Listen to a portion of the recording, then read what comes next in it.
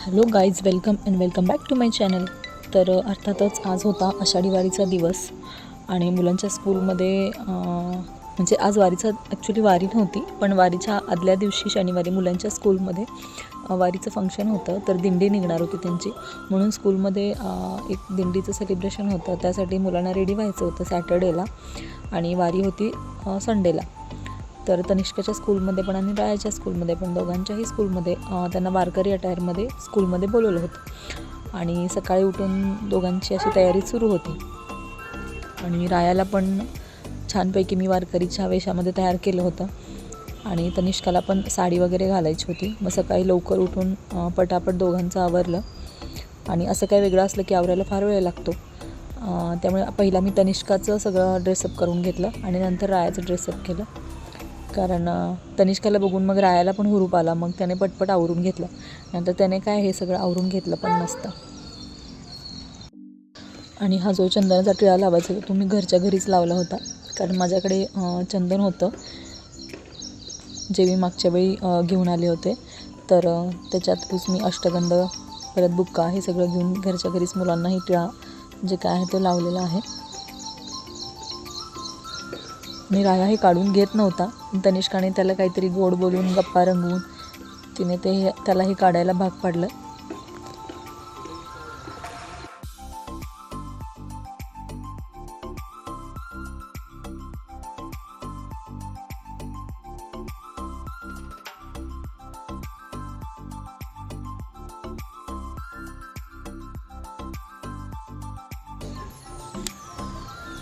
तर ते काढल्यानंतर राया एवढा गोड दिसत होता ना, आणि त्याला तो टिळा वगैरे खूप छान दिसत होता.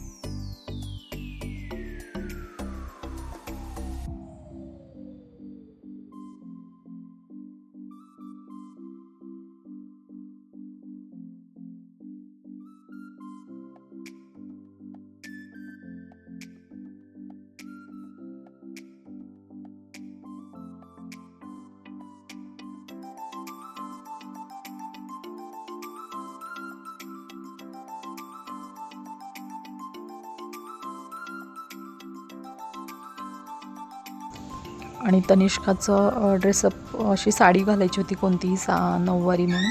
तर माझ्याकडे नऊवारी साडी नव्हती, रेडीमेड वगैरे पण काही नाही आहे. तर मी सहावारीचीच तिला अशी नऊवारी माझ्या स्टाईलने नेसवली होती. तर काही तयारी केली नव्हती, झटपट सगळं केले. तिला म्हटलं बघ, तुला जसं कम्फर्टेबल होईल तसं तू हे कर. आणि राया पण असा रेडी झाला होता. मग दोघांचे थोडेसे फोटो वगैरे काढले, थोडेसे व्हिडिओ घेतले. अशा प्रकारे आवरलं. आणि हे सगळं आवरेस तोपर्यंतच मला 8:15 वाजले होते. आणि त्यात मुलांचा टिफिन पण रेडी करायचा होता. 15 मिनटात पटपट टिफिन रेडी केला, कारण तर 8:30ला तनिष्काची शाप स्कूल असते आणि रायाची 9:45 असते. तर अशा प्रकारे होतं मुलांचं आजचं वारकरी दिंडी सेलिब्रेशन.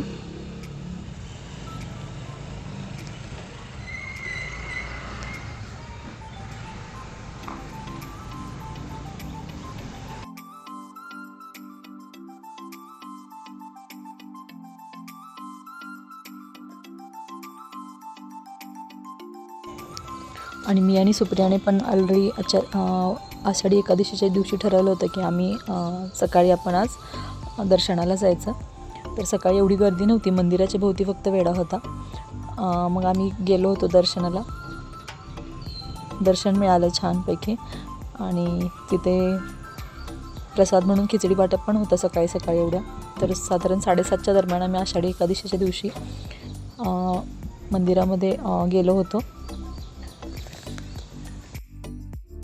आणि माझी तर 2 वेळा दर्शन झालं या दिवशी, वारीच्या दिवशी विठ्ठल मंदिरात. कारण सकाळी सुप्रियाबरोबर एकदा गेले होते, नंतर राया, मी, तनिष्का आणि आम्ही घरातले सगळे हे वगैरे आम्ही चौघं पण परत पुन्हा एकदा गेलो होतो. तर अशा प्रकारे आषाढीचं दर्शन विठ्ठलाचं झालं आमचं. माधवनगरचं विठ्ठल मंदिर आहे तेथे. तर भेटू पुढच्या ब्लॉगमध्ये. व्हिडिओ आवडत असतील तर लाईक, शेअर आणि सबस्क्राईब करा. Till then, bye bye.